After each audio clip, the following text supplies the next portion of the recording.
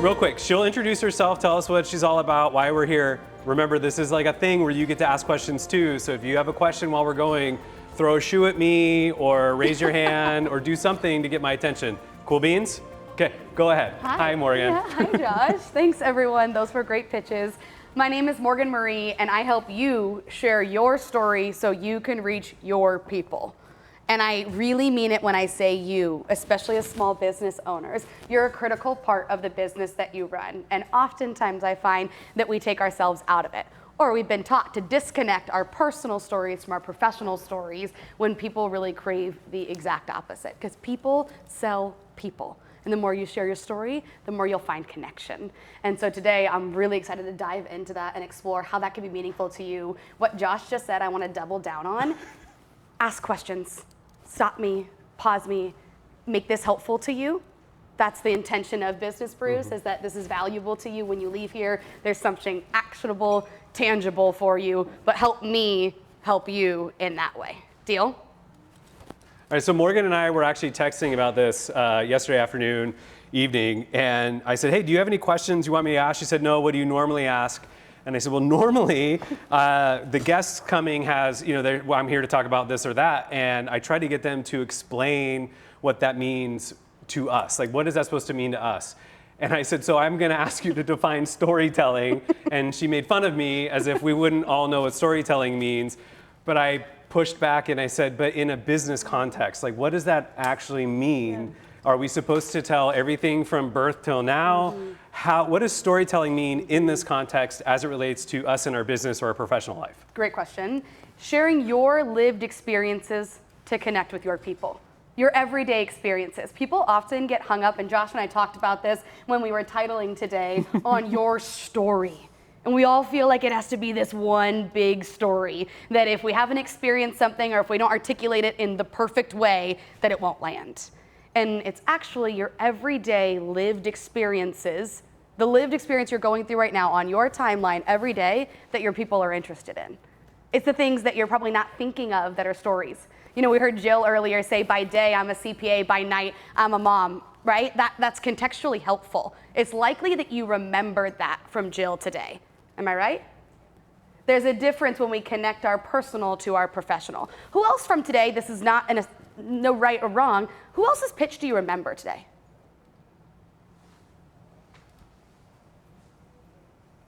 Remember Josh.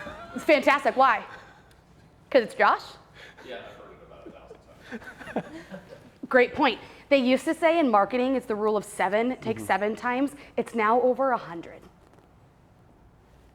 Our world's changed dramatically. Your intern, I thought was memorable. Let's go. Why? Because like you said, there was a little bit of personal experience of her still being a Gonzaga student and what she's currently going through and what her plans are. And why she's excited to be here. Yeah, right? exactly. She placed herself in the room. She had a smile on her face and she was explaining with excitement, and she's beaming right now. I love that. That's great. One more. I don't know if it was something in, I would say personal, but Sure. I was counting how many people were financial advisors or services or, versus something you would see, more unique. Well, and that's a great point, because what if you're all financial advisors? Right. What if you're actually at a conference of all financial advisors? What if you're surrounded by people that do the exact same thing that you do? You're all qualified in the same way. You've all gone through the same schooling, same certification. What sets you apart? Your story. You. Who you are. What you believe in. Where you spend your time. What you invest your energy in. That calls in your people. So when we disconnect our personal from our professional, we risk losing so much. So memorable unto me was Stephanie's, because she said, I help you with your shit. And I just thought that was really funny. Yeah, maybe, I don't know. I actually forgot that. Yeah. And what's really funny about what you said is we've had coffee a couple times, and she's so good. I'm marketing by trade. I should be good at this. I should know. And I was saying things I say all the time. I said, you're the only one who sees everything you post. And she goes, that's a really good post. Oh yeah. And then I said something else. She goes, you should post that too. And I'm making more notes than she's making on all the things I should do. And it's like we have to be sometimes reminded that the things we say, our experiences, you call it, lived experiences, matter. Yeah. Tell us, how do we document that? How do we keep track of that? Ask a few of my co-members in the room. I'm really passionate about not forgetting what happens in the moments, right? So after you leave a meeting with a client where you do things so well, Lauren, you're meeting with someone, you have an awesome meeting with this small business, they come in, you're on fire. Something you said to them lit something up into them. What was that? When your client has an aha moment, when they make eye contact with you and they say, I've never thought about that. Or, that's really nice to hear. Or, thank you for saying that. Any of those are indications that something you said was meaningful. It's likely that it's not only meaningful to that person in front of you, but it's to other people as well. Your online community, I hear you with social media. Like I so wholeheartedly hear you, and it's an awesome resource when it's used in the right way, when it works for you, not against you. And so the more that you can find stories that you actually feel passionate about sharing, ones that feel real and integrated into your everyday, it feels more natural, more beneficial to spend your time on something that might otherwise feel not, right? So we can take those moments that are real in our everyday and share them.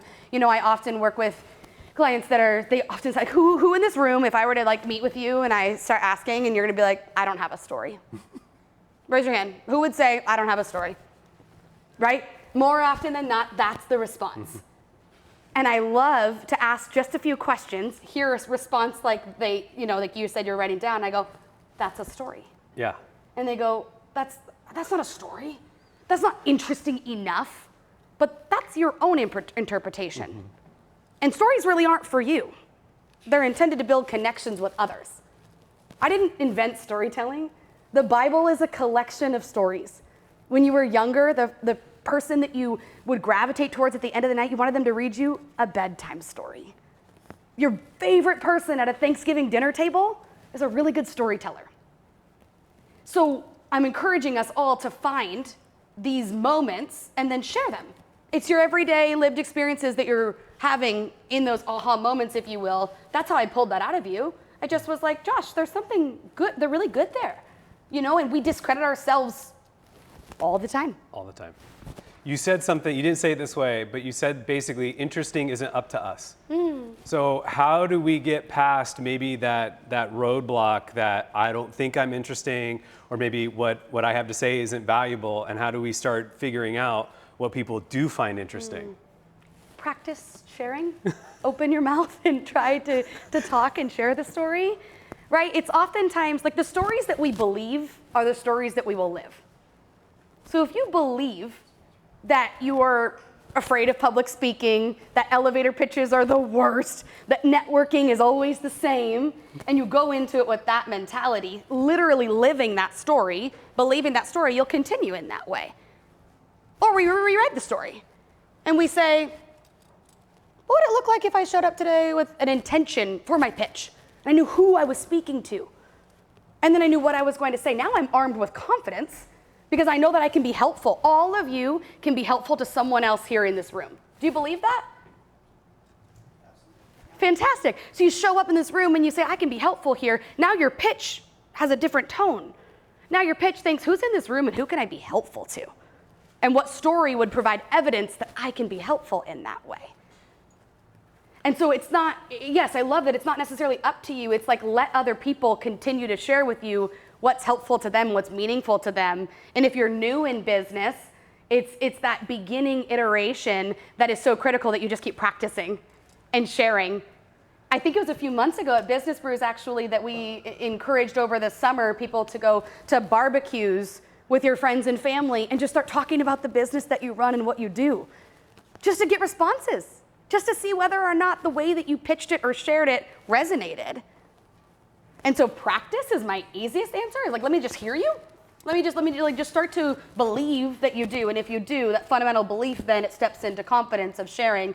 And then you can't expect that muscle to be good right away, right? Like Tony Robbins of the world, he tells that same story every day. No wonder he gets millions of dollars on the stage and is fantastic and captivating.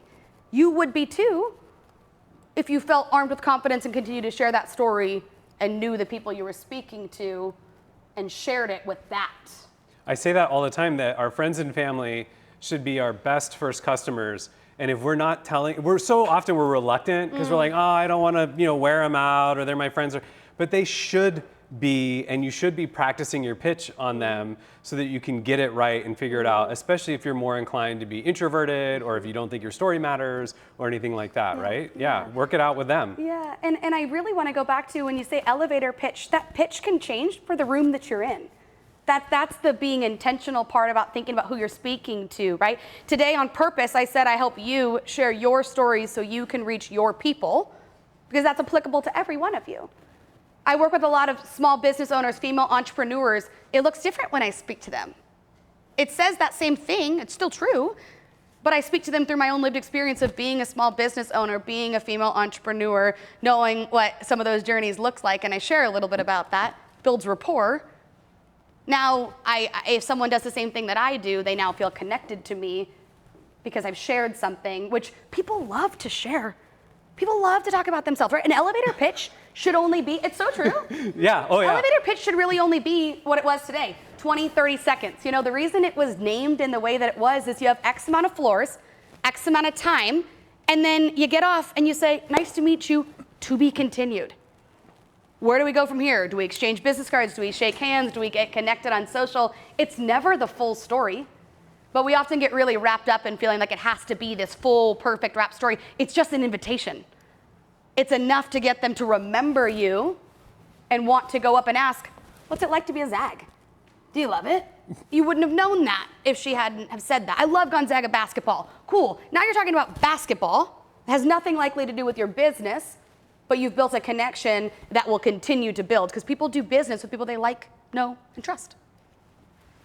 The best guests are the ones I don't have to really even ask anything, and they just keep going. And so I want to just key in on something you said, and this is valuable. I think there's a give and take, right? Your story matters, but also the story of the person you're talking to. But I was meeting with somebody who was going to be a potential guest at Business Brew, and I sat down and we were having coffee, and I was just asking him questions. I didn't say hardly a word, and I was just trying to figure out who this person was and if they were going to be a good guest.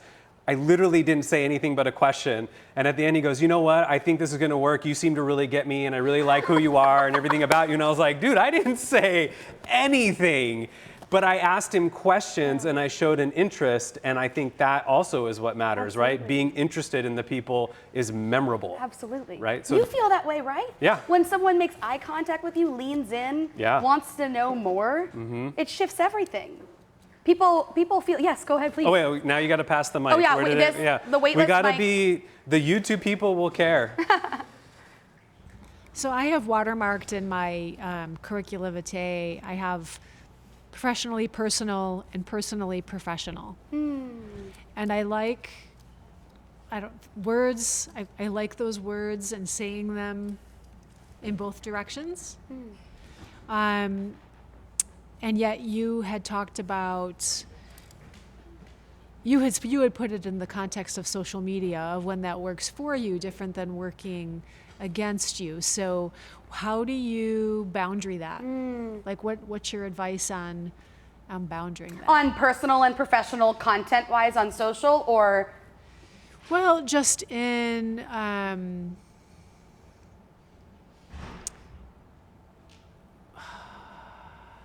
not necessarily social media. In general, So, just yeah, your professional general. and personal. How do you? How you boundary? Yeah, What your experience has been and how you boundary? I will answer that personally, and then I will also say that it's a personal journey, right? My easiest answer is that vulnerability hangover is a real thing. So if you share something that you're not ready to share, that feels too deeply personal, I always say we all have a chapter that we don't want to read out loud. That's okay. Why am I the only one who laughed at that? I'm like, am I the only one with stuff that they don't talk about? Yeah. I Yeah, kind of yeah. expected a chuckle from everybody on that. Just you, John. Yeah, just me. Yeah. Everyone's like, But it's my like, yeah. open book. Yeah, you know what I'm saying? It's like, you're like, come over to my house. Like, I'd love to have you here in the main room. But like, oh, one bathroom, but don't go to the left, don't go that way, don't go to the back closet. Like, garage, don't enter that way. Just this main room. Like, right? Like we like to present the pretty perfect version. And the reason I brought up social earlier is because earlier when our friend here said that, I thought about how challenging that can be and how you show up. So this is applicable online and in person, but it's a really delicate balance for you to know what you feel ready to share. And that comes from your own healing, your own storytelling journey that is deeply personal. And there's a little bit of vulnerability that is a good thing, right? It's when you put yourself on the edge, you're like, oh, I'm sharing something personal that feels a little risky, because risk is good, there's always reward. A little risky because I know that if I share this, it might allow someone else to share something that they also hold a little tighter, but could really break through that barrier. And so the personal and professional blend that Jill gave here is a great example, right? By day I'm this, by night I'm a mom, she gives a little context, that's a personal note.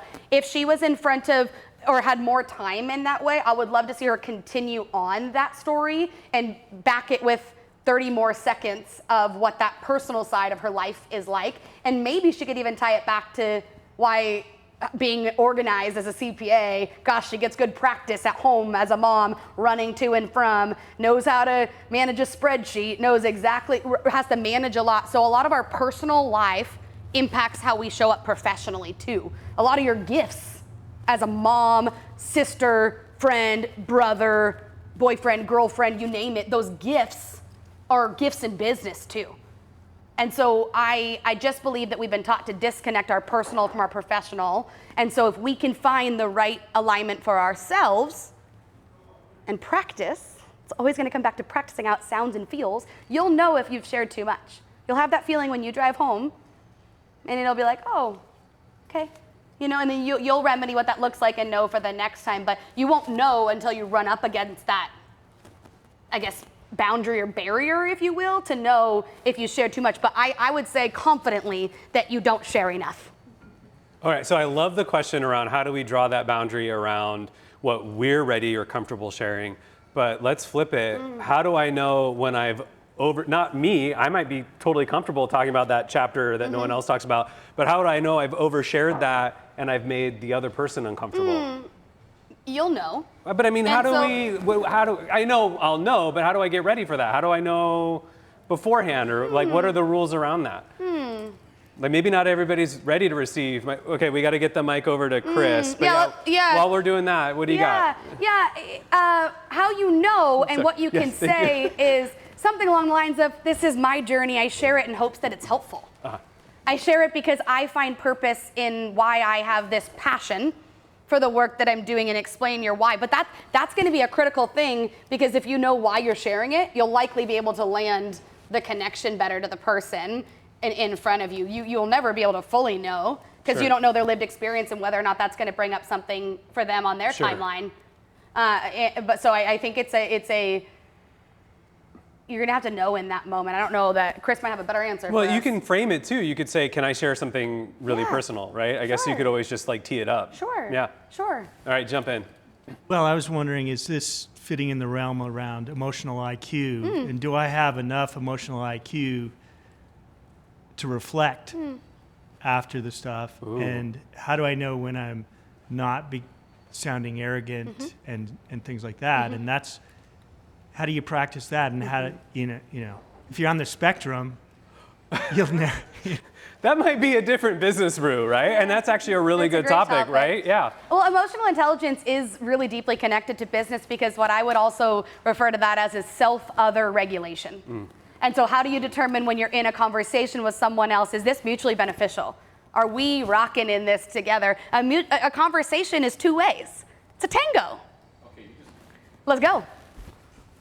All right, while we're getting into, so I teach at Whitworth, and the thing I work with my students on with emotional intelligence is I have them take like an EQ test.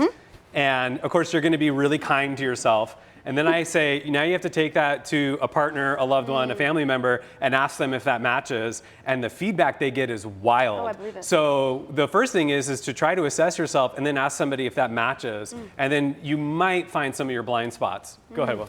Okay, I feel like you might have just contradicted yourself because Okay. you're talking about embodying the personal in your business, this sort of thing, but then also you're evaluating with a conversation with the other individual, is this mutually beneficial? But if you're coming from that sharing aspect, so which is it? My intent is always that business should be mutually beneficial. That's how you find alignment with the people that are right for you, right? You have something that would serve them. The more you share from a genuine, authentic place, the more they'll find you.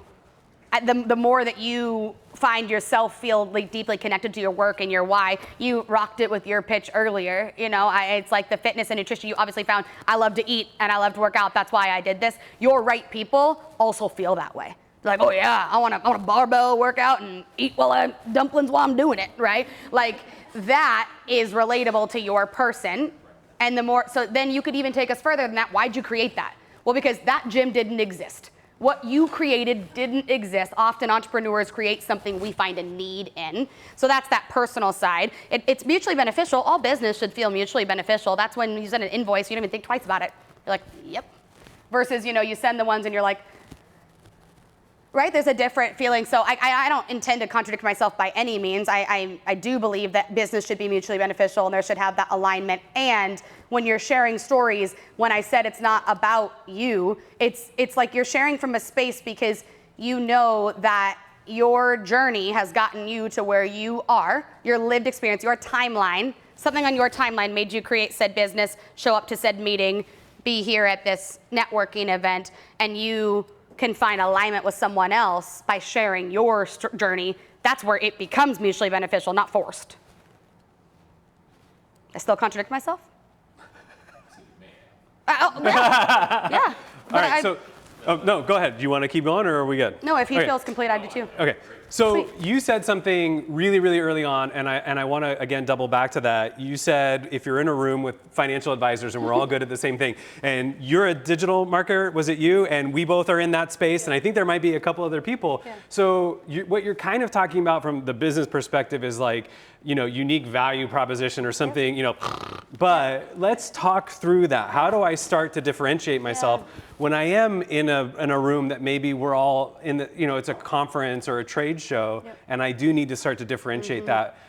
It's not just story at that point, right? What in my experiences does set me apart? It is story. It is finding a story that's relevant to the person in front of you to show that they can see themselves in that story. That's intentional strategic storytelling. So for example, Emily would share here with this group that she's a videographer, photographer in small business social media. She can leave it at that. Or she can pair it with a story. For example, I work with a med spa in Sandpoint, Idaho that is, you know, they're owned by two women and they are community-minded, oriented. I go in there for a full day because they're busy business owners. So I go in for one day, we shoot their entire month's content in that time. I then go back, make all their materials so that it's taken off their plate. And they now have social media that reflects their mission because I work with women that are mission driven. And when their mission matters, it matters to me. I help it matter to their people. Nice. That would be an expanded elevator pitch for Emily. Did you take notes on that? Were you?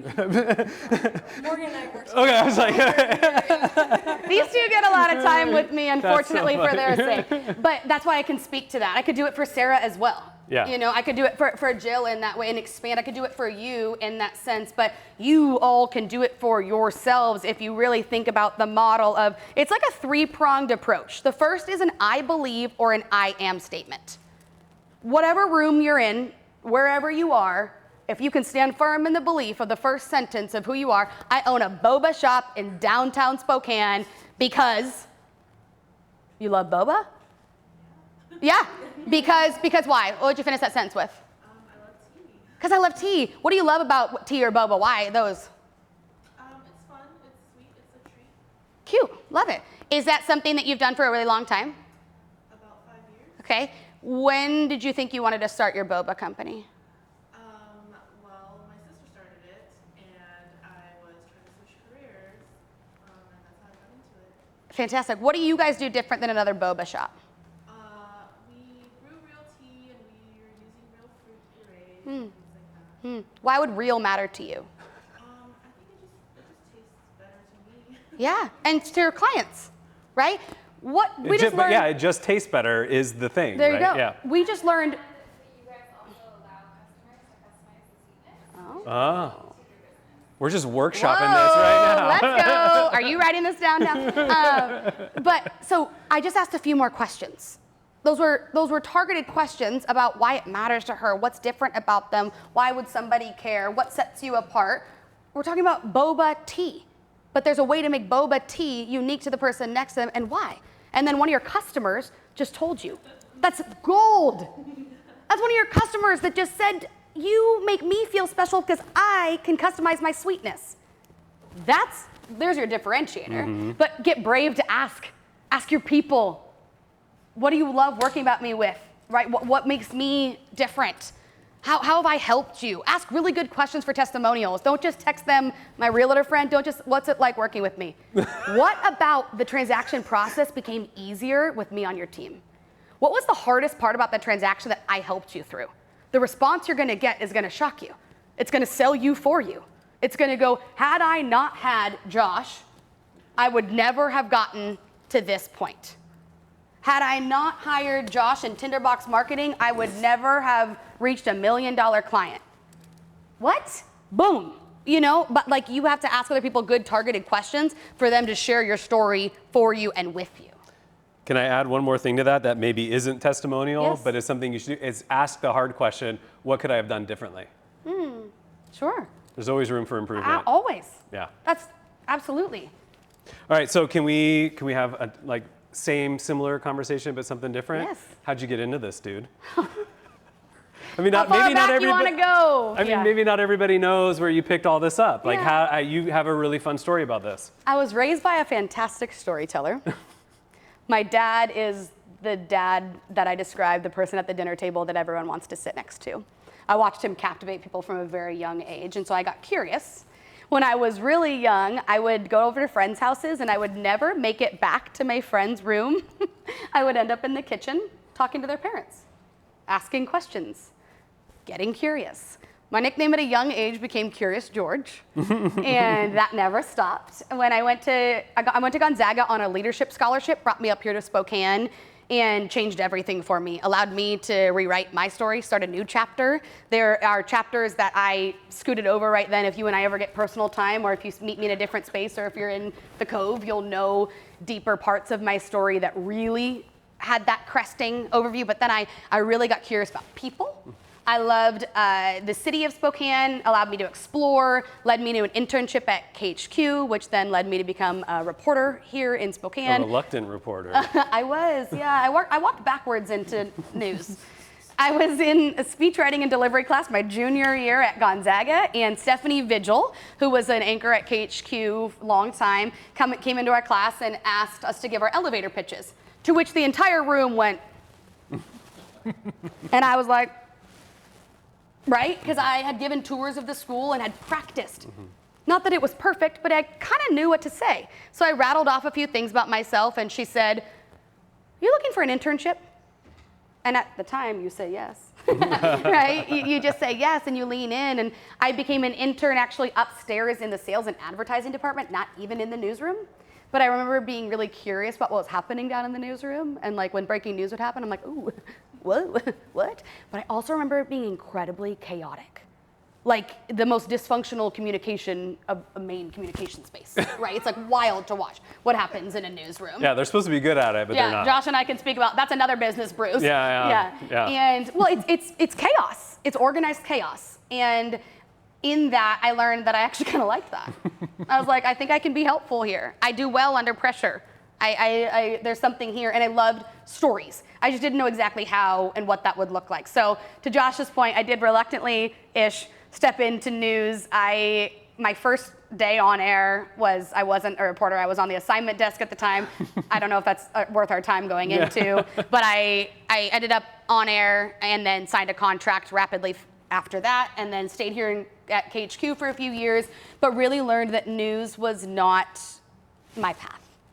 I am a deeply empathetic person, a deep feeler, which means I have high highs and low lows. And I was not built for the low lows of the everyday of news. And it was my job to meet people on their worst day and tell the world about it. And I really felt a hard divide with that. There were some days that were incredibly fulfilling, and I shared stories of small businesses, and then they'd call me and say, I had the best business week of my entire career. Thank you for sharing that story. And I would be so happy. But those were really far and few between. I got to go on the Final Four with the Zags for the first time to my hometown of Phoenix, Arizona, in my parents' backyard, reporting like high highs and low lows, and ultimately decided that I was not built for it. So sales and advertising after that. Then Hoopfest, I was the director of marketing and sponsorship for Hoopfest for 3 years.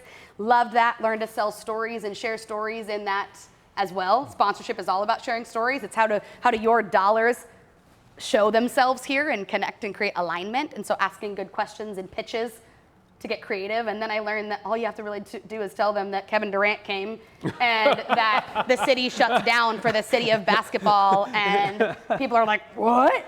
It's a story. I went from statistics to a story. They're bought in.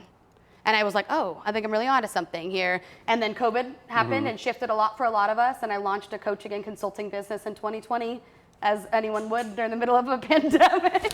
Nice. And that it's taken a lot of iterations too since I launched, which many businesses owners can likely attest to. It doesn't look like it did when it began. It looks very different now, but I've learned through working with people, having good conversations, people asking me questions of how I can be more helpful, and it's helped me continue to explore. But I've been studying storytelling for 14 years, and it is my deepest passion.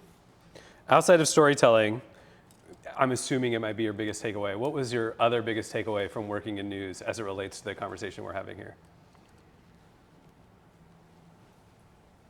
We're all more alike than different. And in storytelling, we say what's most personal is most universal. And people have a lot to share if you ask and you take a moment to really get to know them. Nice. Any questions before I keep going? I want to make sure. Yeah. Oh, here we go. Where's the mic at? Oh, it's right next to him. Perfect. This is coming back maybe to that emotional intelligence Sure. piece. So if I have a personal story to tell, the way that I tell it to my wife versus a friend that I've known for decades versus somebody that I just met 3 minutes ago versus my grandmother, those are all going to be completely different stories. But coming back to the social media side of things, it feels like we're forced to put the same story out in those concentric rings where it just doesn't fit. So I find myself just rolling out the most bland facts only. Hey, Business Brew coming up tomorrow. Awesome, go check it out. I don't put in the story because Why? because it feels like I'm being forced to be slightly tone deaf to the entire audience, that I can't just say, hey, good friend, there's this cool thing coming up. What Bring would a be flask tone with deaf? you. Tell me more about that. The social media platforms, unless you really take time to divvy up your audiences, which who has time for that, it goes out to everyone with the same words, same content, and you can't adjust it. So how do you deal with that? Oh, I get what he's getting at. Right? Like it's a broad audience, and how do I, make it niche or whatever? Yeah, like assume the story is helpful or meaningful to the person that's also experiencing it. Yeah, a story that I would tell to a close friend, Yeah. I would tell a very different version of maybe the Sure. exact same story to my grandmother. Sure. Do you think you could find a version that you would share on social that feels safe to you to share that might connect with someone? Yeah, but then it gets just kind of watered down to a point of like Yeah. just factual. What makes it feel like it has to be watered down? Like, is it personal elements that you feel like you don't want to share? I don't necessarily have a specific example in mind. Do you want to I'm try and just- see if you could think of one? Like, let's think of something actually applicable for you. So, like, if you had a story, because I love this. Like, if social feels bland, it won't ever feel good. Right? Don't spend your time on something you know is not going to convert. But I do believe that people sell people, as Emily says all the time. And so, if we're missing the human, personal element to some of the work that you're doing, that could be a really big missing piece. So this is the example. Business Brews? But that's what Sure. you just said, is that this was the example of watering it down. What? So Yeah, Using this today as an example, what story would you be telling? that's great. You know, I could go into a lot more detail about, hey, Josh and I, we go way back, and we've worked on multiple projects together. We bounce clients back and forth. That all feels safe and sane. Yeah. When it gets really personal, though, Yeah. say political, Sure. and I'm wearing my dumpster fire socks today. Yeah, totally, Literally, dumpster fire socks. totally, totally. The way that message lands varies by the audience. Absolutely. And when you have one lump audience, I'm trying to figure out how to deal with That's a great question. It's really critical. Is this for you or for the library? it. Again, it'll vary. My answer would be different, right? Okay. The way you just described Josh on your personal is great. More of that. More of how you met Josh and why Josh has impacted your life and how you believe Josh can impact other people. Because if we think about why you'd be sharing this story, that's really important. We got to boil the story down to why are we sharing it. So if your intention is to get more people to Business Brews because you believe that this room would be helpful for them, then now we have an anchor to wrap our story around. So our hook is going to be something like, are you looking for connection, knowledge? Are you a small business owner that feels like you're doing it alone? Do you feel like there is an area of growth for you? It's lifelong learning is what Josh's tagline is for Business Brews, right? Lifelong learning, Yeah, we lifelong just- yeah, learners. yeah. We just established that together at coffee. Yep. If you consider yourself a lifelong learner, Business Brews is going over topics like X, Y, and Z over the next 3 months. Tomorrow's the first one. Josh King runs it. He and I go way back. I've known him for years. I trust him. I trust who he brings in. Would love to have you. How does that sound? Yeah, that sounds great. 'Kay. In this exact Exact example. Yeah. Okay, so that is helpful, but then there's no real personal to it. Is that the part that I'm kind of sensing from you that if it had personal stuff to it, would that be harder for you to share? Could be. Yeah, could be. Depending on kind Yeah. of what concentric Well, ring and of there's the a few- circle I'm trying There's to a few things you said that I contact. really want to speak to too. Not that I am the right person in the room to speak to them, but I hear you with social media right now and being tone deaf and knowing what to put out and when to put it out. Like I too don't have the right answers for that. And I do believe our world needs connection now more than ever. And so someone needs to hear what you have to say. And I mean you. And I mean you. And I mean you. Each of you individually have something. So when you feel that ping of curiosity of would this be worthwhile sharing? Could I make it bland or could I make it personal? Maybe my encouragement to you is take it one step for the next few months, one step more personal. I'm not asking you to open the back closet yet. And I say yet because for the right person, showing the back closet actually changes everything. Because they've never been shown a back closet. And if you have a back closet, they're like, Mark, you have a back closet? I thought your home was pristine. And you're going, it is, but the back closet's, that's mine. And now you built rapport with me enough, not on the first post, you built rapport, I'm gonna show you that back closet. But in order to get someone into the house, to walk through, to get to the back closet, we have to open the door. And I'm curious if your posts right now are at the front for sale sign out front of the house. That doesn't get them inside. Please. Yeah, go ahead, Chris. I can relate to what Mark is saying, and I'm guessing it's a lot about each individual's interpersonal style. You know, we've heard the Briggs Myers and stuff. I use a simple little one. It's red, blue, green. It's like firing a cannon. Ready, aim, fire. A red is fire. Ready, aim. You know, green is ready, aim, aim, aim, aim. Analytical, and I'm guessing Mark is very green, and then the blue is ready? Are you ready? Are you ready? Altruistic, kumbaya, stuff like that. And so I'm guessing you're very blue. In you know, our styles shift in this scenario, work, home, under stress, things like that. And I feel like I'm very green. Josh would probably agree with that. I'm giving him all these little facts and details. And it's really hard, I think, to package more of the blue in it, right? And that's, I struggle with that. I'm guessing that's what you're trying to express. Could be. Oh yeah, keep it going. And I personally feel like people who are chameleons kind of have the best success as far as being able to read the room and adjust accordingly, right? And seeing how those responses and how you can redirect that conversation based off of what they're saying.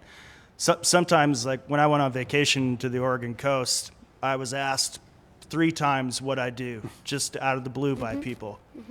And we weren't talking business, anything. It was just me being a personable, humble guy. And so what do you do for work? Well, I work in collections. And just seeing the face of people, the fear of it, and then based off of that response, I kind of know where I'm kind of going. Your with story's some like, of have that you ever things. not paid a bill? Yeah. You know? So are you running? But I mean, with like credit unions or medical industry, I mean, each of those businesses have their own personal kind of how they want to handle things, and so you handle some of those conversations differently based off of who you're talking Absolutely. to. But yeah, so sure. Yeah, let's keep going. So, I just think we're circling this, and I have a question for ahead. you. When is it and how is it okay to say we're not a fit?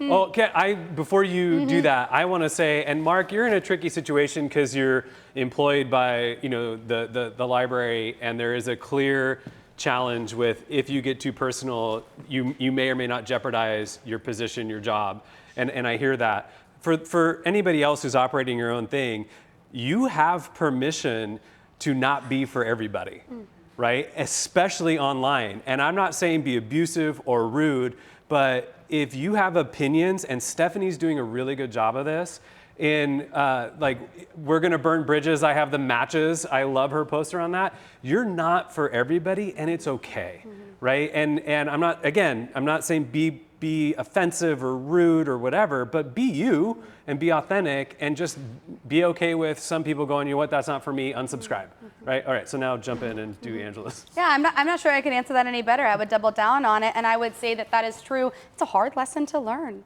We really want to serve everyone, likely, especially first starting out, or good-hearted, good-natured, has the desire to make sure you can be helpful, and recognizing that's like the best thing you can do is refer them to someone else. That we all know that to be true. Like, what a compliment to say that, and that's also, if you can come from a place of grounded confidence of like, I know myself well enough to know that I can't serve you in that way, but I know who would, or I'd be happy to help you find who would, or maybe you should search this because that might be exactly what. That's more helpful to them than taking on a client that you can't serve well anyways. Yeah. I think I would rather hear from a prospect or a potential client, hey, love what you did for me, we're not a fit, and do you have somebody else, than just have them ghost me, right? That's feedback I can use. Hey, I don't think this is gonna work. It doesn't hurt my feelings. Yeah. You're not the first one to say no to me, right? But if you tell me, hey, we're not a fit, I'm okay with that. Maybe not everybody is, but I'd rather hear that than not. And the reverse of that is that the more stories you share that are just true to you, of what matters to you, what you're up to, where you're spending your time, what you're passionate about, what you do feel called to share, that feels good to share, your people will find you. It's magnetic messaging. You ever been on a website and all of a sudden you start reading it and you're like, this was written for me. Or you see a post, you're like, I was just thinking that exact same thing. That's what I want for you. I want your people to find you just like that, to go, oh, I need more of that. I can't wait to come find and work with you as a consultant, because I know now, based off of what you shared, and client testimonials are a great way to find that story, to share that story. There's a tool, I would say a tool, when anyone who works one-on-one with me, you go through, and a few people in the room have gone through this, it's called a timeline experience. And so you can DIY this on your own. It's a simple exercise. You draw a line across the paper, birth until now. There are naturally highs and lows. We call those turning points in life. And it's a great exploration. Take yourself through your own journey in your timeline, birth until now, and find stories that have shown who you are, why you are, what you do, what you care about, what that looks like. There's evidence in your timeline of the stories that you want to share. You don't have to reinvent the wheel or create this or make up something. It's likely that you lived something that, if you share it, will let someone else know that you're the right fit for them. Want an example of that, or does that feel realtor? Let's go. I signed up for that real quick. Yeah, and then Dean, I think, is Okay. ready. Yeah. I wonder too if it depends like what the end goal is. It's like going back to what you were saying. Just use like a financial advisor as an example. Like say we disagreed on every single thing possible and we both knew that, but she was like the best one there, and it's like she's gonna make me the most money and like have the best return, right? Like for me personally, I wouldn't care. Like that's great because that's what I'm trying to do and she's trying to do for me, right? But say like in real estate, I know I'm gonna be with these people all the time, in person, communicating over the phone, text, whatever. Then yeah, maybe that wouldn't be the best fit, and be like, well, this person might be better for you, or it's nothing personal, right? So I am curious if it kind of just depends too on like where you're both trying to be at the end. Totally, the industry. And I think for all clients, that's true. We all have clients that don't need that side of the sales process to know all of that. They just want you to do the work, and you do the work, and it's great, and it's clean. That's mutually beneficial, right? And that feels great. That works. I mean, and still, I think the argument is, even if the boils down to, I don't like you, but I trust you and I'll work Sure. with you, you still found your people, Yeah, right? Yeah. And the work at the end of the day is what we're talking about, Yeah. yes. But there is just a deep side, especially for small business owners, that we often disconnect Yeah. because we just want to talk about the work and our services. But we really run a high risk when we just say what we do well without why we do it well or who we are behind doing it well. Yeah. And I will also argue that finances are extremely personal. Yeah. My clients actually care a lot more about the relationship. Sure. Oh, yeah. Because they call me on the best, the worst days, when they lose a loved one, when they get laid off from their job, when they have a health scare. Like, it is extremely personal, and that relationship is the strongest value of what I bring to my clients. Way more so than, hey, I made you an extra $1,000. That people don't really care about. Yeah. The relationship is what my strength is with my clients. And Sarah and I just recently workshopped a story. She's life insurance, hard to sell, right? How do you launch into that? And how do you identify a story that isn't too much, isn't like fear-inducing, right? So we worked really hard on that, and now Sarah's landed on a story that for the right client at the right time, she can share that story that has converted well, and not because of the conversion of but because it feels really good to share when someone feels like that makes them feel held in that moment, or that she's got them for the right client. My personal family, Yeah. which I was like, is this too personal? She was like, no, I think it's a good balance. And how's it been since? Good. With the right people. Yeah. But you got to read the room. Yeah. Dean, go ahead.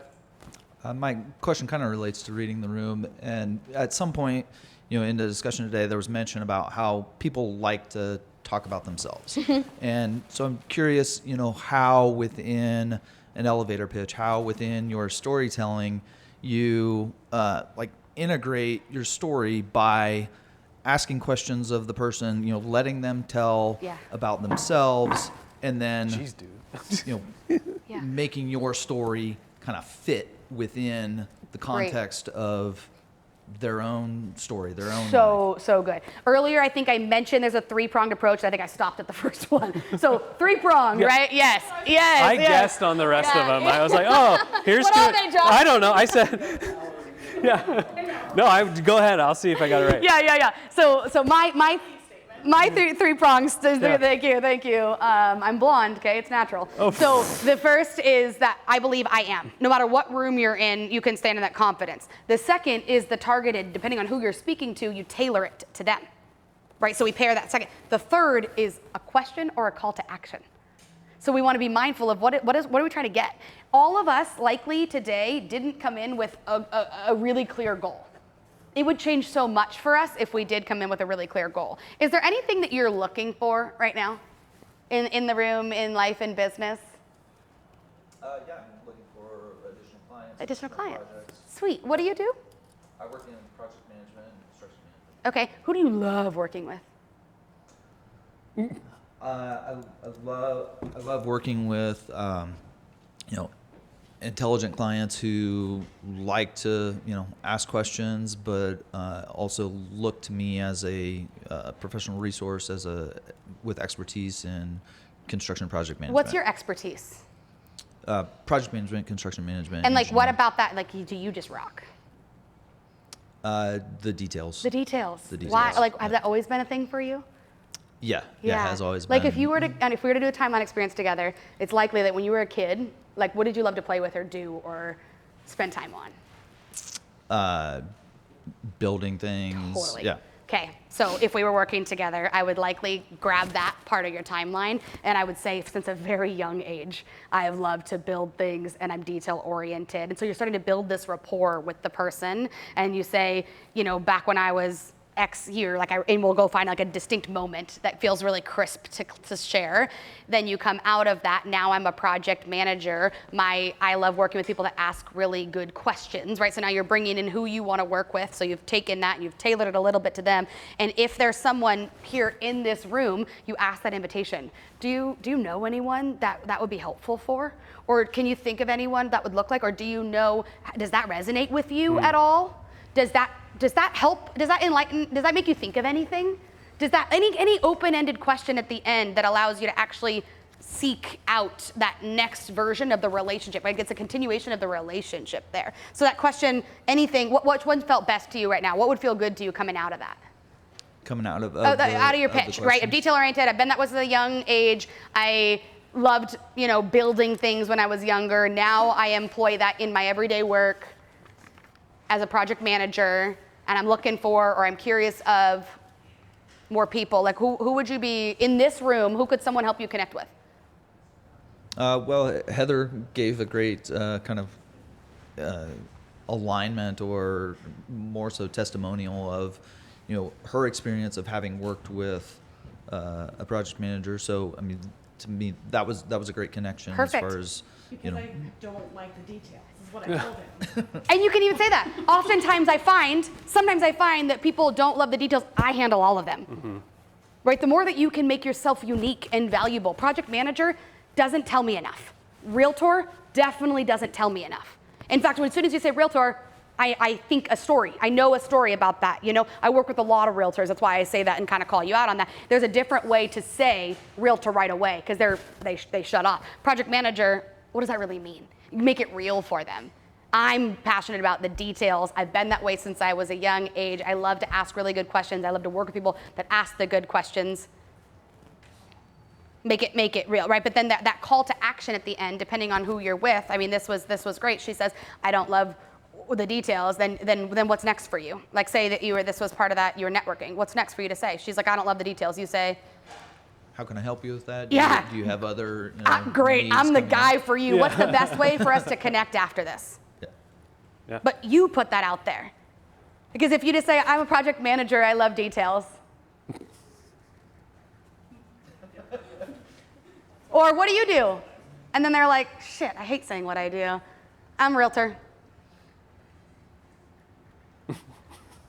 I sell homes. You probably know 100 realtors, right? And then all of a sudden you go off because you're like, how do I pull back from that, right? So stay in the moment when you've got that connection and then make the brave ask. Make the brave connection. Do you know anyone? What would that look like? I do small business social media. I'm looking for more clients. If it ever comes up, the more memorable you make yourself stories, they make us 22 times more memorable. I'm a smarter, not harder kind of gal. Share a story, you'll be remembered. The intention here, she might not be right for you, but she knows someone that is. So the more memorable you make your story, your pitch, that moment, that connection, that's what stories do, they create connection. The more memorable, it becomes a ripple effect. Like I want your story told in rooms that you aren't in. Not just your pitch when you first say it. I want all of you to be able to tell my pitch for me. I want the next time story to come up, you go, wow, I heard this gal who was just psychotic about storytelling. That's fantastic. What a compliment. Call me up. Hey, I heard you're psychotic about storytelling. Sure am. How can I help you? Maybe that's a new tagline, but right? Like I want you all, every time you hear a story now, I want to be in your brain. I want to be like, oh my gosh, Morgan Marie would tell me right now to push myself a little bit further, to share my story, to think about my elevator pitch in a different way, to reconsider that I do have something worth sharing. Someone needs to hear what I have to say.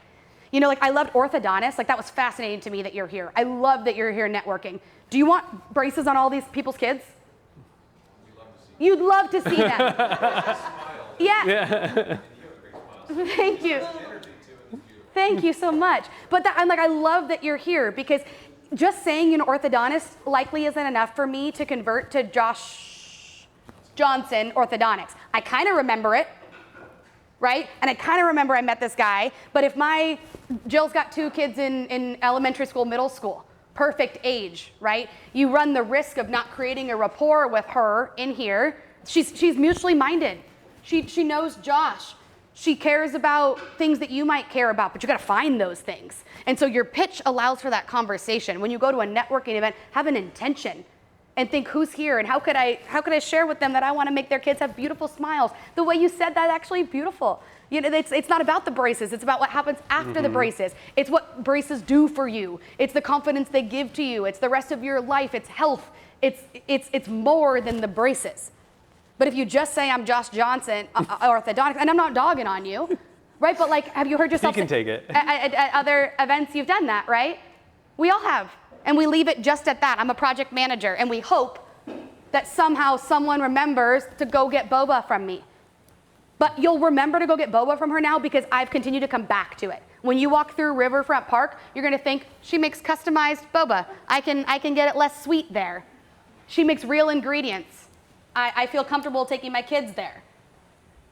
Yeah. So the details matter, sharing matters, calling that out, and like, I want you to channel this room. I know that not every room feels safe like this. I know that not every room has that ability for you to practice, but that's what Business Brews is intended for. So come back every month and practice with the people that are around you, because the more you practice with people that look back and make that eye contact and want to see you win, it won't matter what room you're in, you'll feel that confidence because you've done it before, just like anything. Great segue. On that note, I have to be very mindful of what time it Yes. is. And we're done. Yes. So round of applause for Morgan for just crushing it. Before you're out of here, just a couple quick things. If you want to be on the email list for this, just give me your card or your email. Our next event is October 3rd with Mark Pond. We'll be right back here. And a huge shout out to Fellow and Slab Visuals for all the support for this event. We'll give them a round of applause as well. Lauren's still here if you want a tour, and if you want to keep chatting, grab a room or head downstairs for coffee, and thank you so much for coming. Thank you. Yeah. Thank you, everyone. Please. When is your first class? The easiest way to get connected is on a really fancy legal notepad over there. Yeah, oh yeah. Write your name, email, or The Storytelling Coach on Instagram, and we can be connected that way on any socials. Okay. Thank you all. Awesome.